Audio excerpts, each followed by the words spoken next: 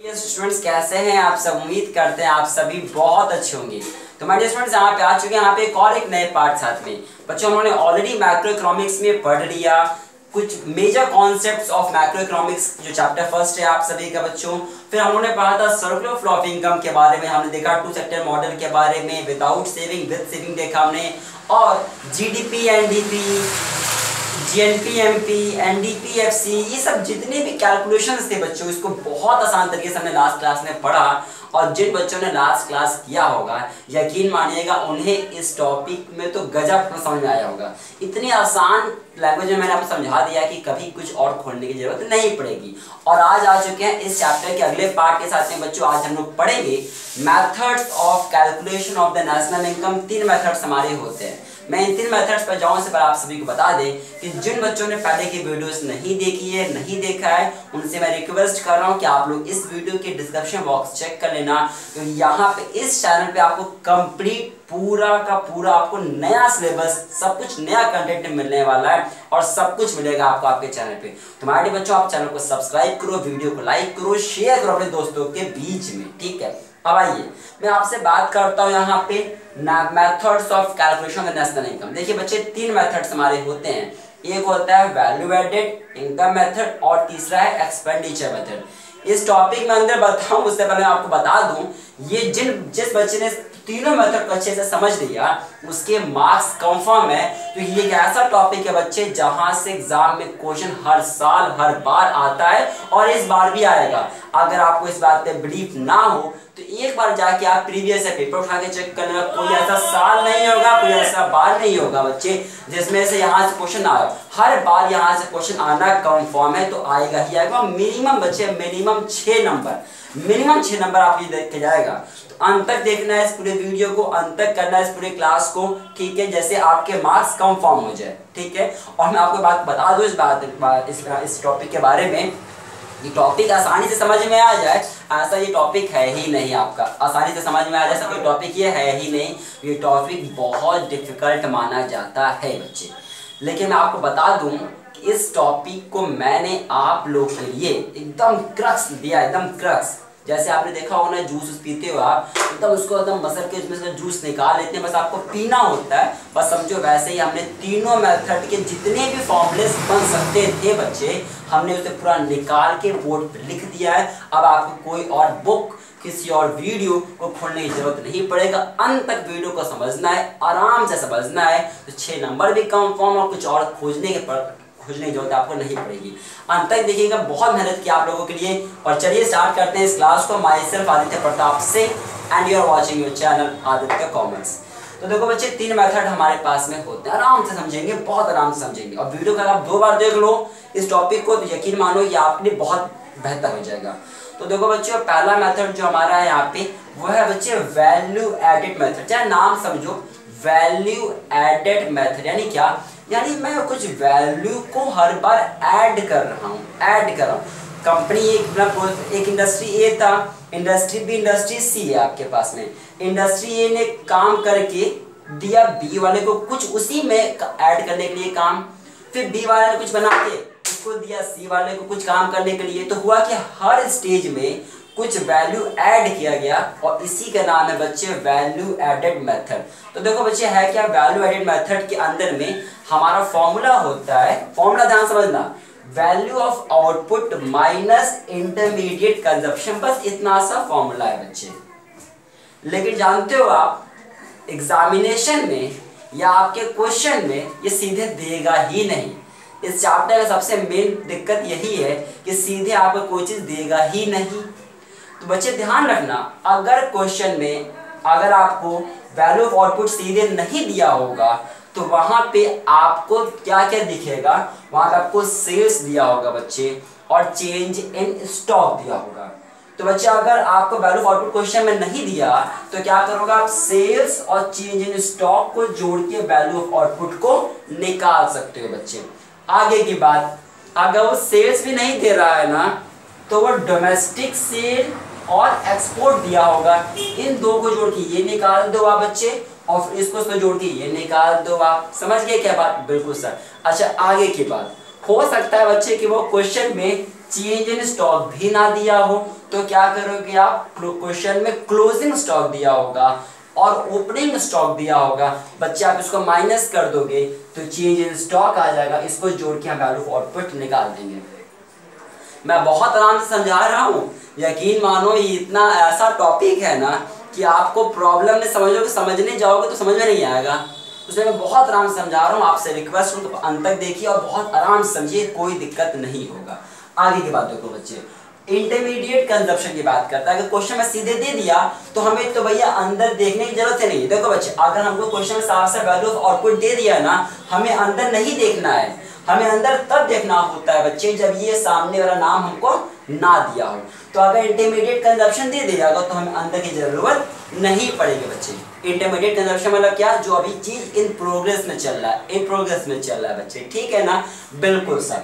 तो देखो अगर ये नहीं देगा तो हम खोजेंगे क्वेश्चन में परचेज के बारे में बच्चे। अब देखो बच्चे, परचेज दो तरीके का हो सकता है, हाँ सर कौन कौन सा, इंपोर्ट भी परचेज कहलाता है और डोमेस्टिक परचेज भी इंपोर्ट कहलाता है। तो इन दोनों को जोड़ दोगे आप तो इंटरमीडिएट कंजप्शन बन जाएगा, बस हो गया।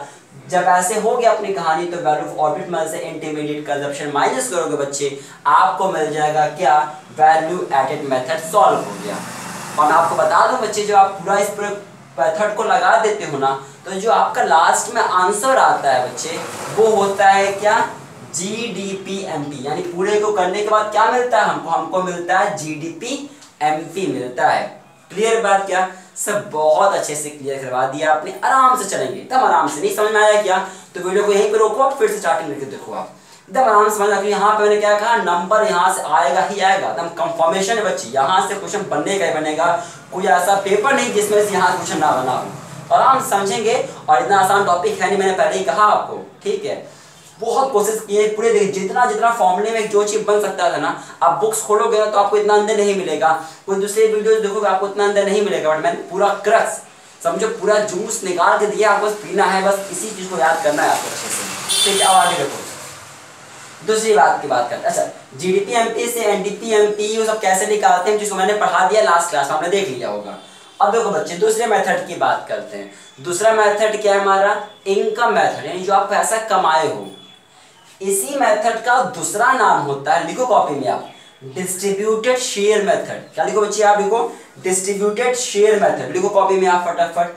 और तीसरा नाम होता है इसी फॉर्मूले का फैक्टर पेमेंट मेथड। मैंने बता दिया आपको, तीनों अलग अलग नाम है बट हैं तीनों एक ही, ठीक। अब देखो इसमें क्या है, इसमें कैसे निकालते हैं तो बच्चे, जब इस तरीके का जब ये मेथड बेस्ड क्वेश्चन पूछेगा आपसे तो इसके अंदर में हमें तीन चीजों को जोड़ना पड़ता है बच्चे। किसको, तीन चीजों को, कौन कौन सा, पहला कंपेंसेशन ऑफ एम्प्लॉइज, COE जिसे बोलते हैं बच्चे, प्लस ऑपरेटिंग सरप्लस और प्लस मिक्स्ड इनकम। अगर ये सीधे सीधे दे दिया क्वेश्चन में तो कोई झंझट ही नहीं है, तीनों को जोड़ेंगे हमारा इनकम मेथड सॉल्व हो जाएगा। और बच्चे जैसे इसको सॉल्व करने पे GDP-MP मिलता था, वैसे बच्चे इस पूरे को जब इन तीनों को जोड़ दोगे ना आप तो आपको मिल जाएगा NDP-FC मिल जाएगा।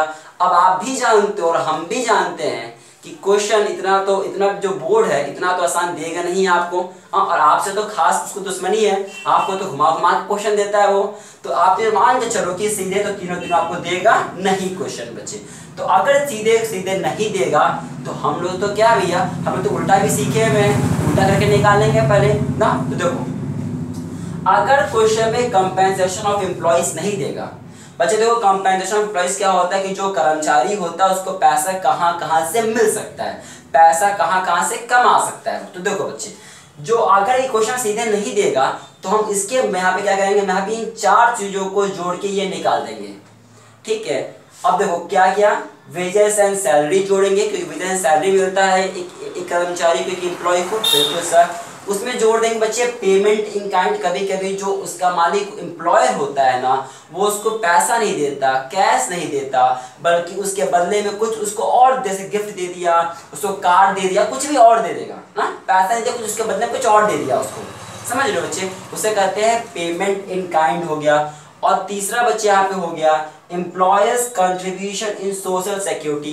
क्या होता है ना, होता ये है बच्चे कि कभी कभी जो हमारी एम्प्लॉयर होता है ना, वो अपने एम्प्लॉयज के लिए कुछ पेंशन हो गया या फिर कुछ और चीज़ है, जैसे सोशल सिक्योरिटी की चीज़, जैसे स्कॉलरशिप हो गया, उनके बच्चों को दे दिया, कुछ और चीज़ें देते आ रहे, ठीक है। तो जो भी चीज़ और दिया जाता है ना सोशल सिक्योरिटी के नाम पे, वो हमारे यहाँ पे आ जाएगा। चौथा है पेंशन और रिटायरमेंट। इन चारों को जोड़ के हम कंपनसेशन ऑफ एम्प्लॉयज निकाल देंगे। क्लियर है क्या? बिल्कुल। सर ये बताइए कि अगर इन चारों में केवल 3 ही चीज दिया होगा और एक ही नहीं देगा, तो जो नहीं दिया क्या फर्क पड़ता है? अगर क्वेश्चन में within salary payment in kind दिया है, ये नहीं दिया और ये नहीं दिया, कोई बात नहीं, आप इन दोनों को जोड़ के निकाल दो, ठीक है। जो नहीं दिया वहां पे 0 होगा उसका मतलब, ठीक है क्या? बिल्कुल। अब आगे देखो, आगे ये तो हो गया हमारा ऑपरेटिंग सरप्लस। अगर क्वेश्चन में ऑपरेटिंग सरप्लस सीधे नहीं दिख रहा है तो फिर यहाँ पे 4 चीज जोड़ेंगे। ऑपरेटिंग सरप्लस का मतलब होता है फैक्टर ऑफ इनकम। जो फैक्टर होता है ना हमारा फैक्टर ऑफ प्रोडक्शन बच्चे, इस पे जो पेमेंट होता है ना, इसे कहते हैं ऑपरेटिंग सरप्लस। तो इसमें रेंट, इंटरेस्ट, रॉयल्टी और प्रॉफिट जोड़ के हम ऑपरेटिंग सरप्लस निकाल सकते हैं। अब ध्यान सुनना, क्वेश्चन में प्रॉफिट भी अगर नहीं देता है, अगर ये इसका तो कोई और है नहीं, ये तो देगा ही देगा, नहीं देगा तो वहाँ पे 0 मान लेंगे। लेकिन बच्चे अगर प्रॉफिट अगर नाम वहाँ पे सीधे नहीं दे रहा है ना, तो समझ लो कि यहाँ पे 2-3 नाम और दिया होगा। तो बच्चे अगर प्रॉफिट दे दिया तो हम इन तीनों को जोड़ के प्रॉफिट निकाल देंगे और प्रॉफिट को इन लोगों के साथ जोड़ के ऑपरेटिंग सरप्लस निकाल देंगे। समझ गए बात क्या? बिल्कुल। अब देखो बच्चा का प्रॉफिट नहीं देगा तो हम क्या क्या ऐड करते हैं? Dividend plus corporate profit tax और अनडिस्ट्रीब्यूटेड प्रॉफिट। इन तीनों, अनडिस्ट्रीब्यूटेड प्रॉफिट मतलब ऐसे प्रॉफिट जो डिस्ट्रीब्यूट नहीं किए जाते हैं, यानी जिससे हम लोग रिटेन्ड अर्निंग भी कहते हैं। लिख लो वहां पे दे देगा रिटेन्ड अर्निंग, तो कंफ्यूज मत होना, मैं आपको पढ़ा दिया है, ठीक है। इन तीनों को जोड़कर प्रॉफिट आ जाएगा और इसको जोड़कर ऑपरेटिंग सरप्लस निकाल देंगे। मिक्स्ड इनकम में कोई और कुछ होता नहीं, तो मिक्स्ड इनकम सीधे देगा तो ठीक है, नहीं देगा तो कोई दिक्कत नहीं है। बस ये हो गया पूरा का इनकम मेथड। बहुत आराम से समझा रहे हैं आप लोगों को, थोड़ा सा वीडियो लंबी है बट बहुत इंपॉर्टेंट है बच्चे, आराम से समझना, इससे आसान कहीं आपको कुछ मिलेगा भी नहीं, ठीक है। कि आप कुछ और तो आप छोड़ दे दो, सीधे आप अपनी बात कर रहे हैं यहाँ पे। इसको जोड़ के क्या बनेगा? एनडीपीएफसी बनता है आपका, ठीक है बच्चे। इसको पूरा सॉल्व करो तो आपका एनडीपीएफसी बन जाएगा।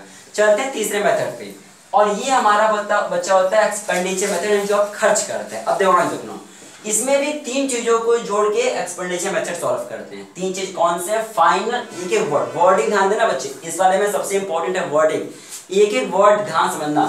फाइनल कंजप्शन एक्सपेंडिचर, उसमें जोड़ देते हैं ग्रॉस डोमेस्टिक कैपिटल फॉर्मेशन, जिसे बच्चे जीडीसीएफ भी बोलते हैं, और प्लस नेट एक्सपोर्ट। इन तीनों को जोड़ के एक्सपेंडिचर मेथड बनता है। अगर क्वेश्चन में फाइनल कंजप्शन एक्सपेंडिचर नहीं देगा तो हम लोग 2 चीज जोड़ के इसको निकाल देंगे। अगर ये नहीं देगा तब, अगर ये देखो ये भी दिया है तो इसकी जरूरत नहीं है।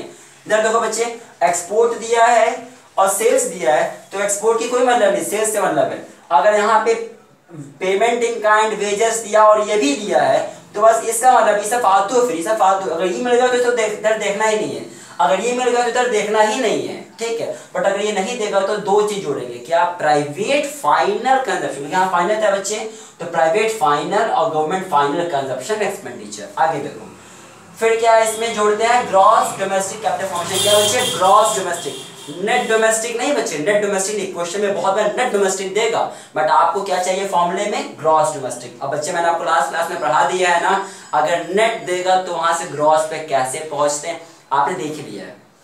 चलिए, अगर जिन बच्चों ने लास्ट क्लास नहीं देखा, मैं यहाँ पे बता देता हूँ छोटा सा फॉर्मूले के अंदर में। बच्चे अगर क्वेश्चन में नेट डोमेस्टिक कैपिटल फॉर्मेशन दिया है और क्योंकि हमें बच्चे चाहिए ग्रॉस डोमेस्टिक कैपिटल फॉर्मेशन, तो क्या करेंगे? हमें ग्रॉस निकालने के लिए नेट में डेप्रिसिएशन जोड़ देना होता है, तो जोड़ देंगे डेप्रिसिएशन को, तो कहाँ पहुंच जाएंगे? हम पहुंच जाएंगे ग्रॉस डोमेस्टिक कैपिटल फॉर्मेशन पे। लास्ट क्लास देख लीजिएगा एक बार, क्योंकि हमें फॉर्मूले में चाहिए ग्रॉस डोमेस्टिक कैपिटल फॉर्मेशन। अब आगे की बात, अगर ये भी सीधे क्वेश्चन में नहीं देगा तो ध्यान सुनना बात को, तो हम लोग 2 चीज जोड़ते हैं बच्चे। क्या? अगर ये नहीं देगा तो ग्रॉस डोमेस्टिक फिक्स्ड इन्वेस्टमेंट, इसी का दूसरा नाम है, इसका दूसरा नाम है gross domestic fixed capital formation. Confuse मत होना बच्चे, ये बोलेगा या तो ये बोलेगा, दोनों चीज सेम ही है हमारा। ग्रॉस डोमेस्टिक फिक्स्ड इन्वेस्टमेंट और gross domestic fixed capital formation, ये दोनों चीज सेम ही है, और डाल दिया मैंने, तो या तो ये वर्ड या तो ये वर्ड लिख के देगा क्वेश्चन में, और इसमें जोड़ देते हैं इन्वेंट्री इन्वेस्टमेंट, या इसी का दूसरा नाम होता है चेंज इन स्टॉक। कंफ्यूज मत होना, आराम से समझो चीजों को। ये और ये जोड़ना है, ये दोनों सेम ही है और ये दोनों सेम ही है। अब देखो, अगर ये भी नहीं देगा क्वेश्चन में तो क्या करेंगे, तो हम यहाँ पे 3 चीज जोड़ेंगे, business fixed investment plus investment on residential construction by household and government fixed investment. इन तीनों को जोड़ के ये निकलेगा, बस इतना निकलेगा। और फिर अगर चेंज ये नहीं देगा तो क्लोजिंग स्टॉक में से ओपनिंग स्टॉक माइनस कर देंगे बच्चे, तो हमारा ये पार्ट आ जाएगा। फिर इसको और इसको जोड़ के यहाँ पहुंच जाएंगे। ये नहीं देगा तो ये, अगर ये ऊपर नहीं देगा तो ये 3 चीज जोड़ के यहाँ पहुंचेंगे। और ये नहीं देगा तो, कि दोनों तो सेम ही, ये नहीं देगा तो ये लगा देंगे, ठीक है। और तीसरे पार्ट को इसमें, अब इसमें क्या कर देते हैं, जोड़ देते हैं बच्चे नेट एक्सपोर्ट को। नेट एक्सपोर्ट नहीं देगा तो कैसे करेंगे, एक्सपोर्ट माइनस इंपोर्ट कर देंगे। लीजिए इस तीनों को लगा के सॉल्व करोगे तो आप इसको करके तो क्या आपका जब इसको करने पे आपका आता है बच्चे जीडीपी एमपी आपका आ जाता है। लीजिए पूरा मैंने आपको समझा दिया, आराम से वीडियो को दोबारा देखना, आपको समझ में आ जाएगा, क्योंकि बहुत डिफिकल्ट टॉपिक है बच्चे, बहुत डिफिकल्ट टॉपिक है। यकीन मानो ये सबसे डिफिकल्ट टॉपिक है आपके पूरे चैप्टर का और इवन का पूरी बुक का। फॉर्मूला बहुत इंपॉर्टेंट है इस चैप्टर के अंदर, पूरा क्रक्स दिया मैंने आपको। जब समझो, ऐसा टोल्ड टू यू कि पूरा जितना चीज आपको समझना है ना पूरे फॉर्मूले में, जितना रटना है सिर्फ इतना ही रटना है, इसके बाद एक वर्ड नहीं रटना आपको। और इतना करो, फिर इसके बाद बुक्स खोलिए, आप न्यूमेरिकल करिए, आप कर ले जाओगे। आप प्रीवियस पेपर उठाइए, करिए, कर लेंगे आप। अगर नहीं कर पाते तो हमसे पूछ लीजिएगा, बाकी कमेंट सेक्शन में पूछ सकते हैं। कोई क्वेश्चन नहीं आ रहा बच्चे तो आपके लिए हम सब कुछ करने को तैयार है। अगर कोई क्वेश्चन नहीं आता तो उसका फोटो खींच के हमें भेज दीजिएगा। सब कुछ आपको दिख ही रहा है, मेल भी दिख ही रहा है आपको, फेसबुक इंस्टाग्राम जाइए तो कॉमर्स सर्च करिए, वहां पे भेजिए, जहां भेजिए, बट आपके डाउट सॉल्व होने चाहिए हर तरीके से। वीडियो को लाइक करना है और चैनल को सब्सक्राइब करना है, वीडियो को शेयर भी करना है दोस्तों के साथ में। मिलते हैं अगले वीडियो में, तब तक bye bye, take care, thank you for watching this video, thank you.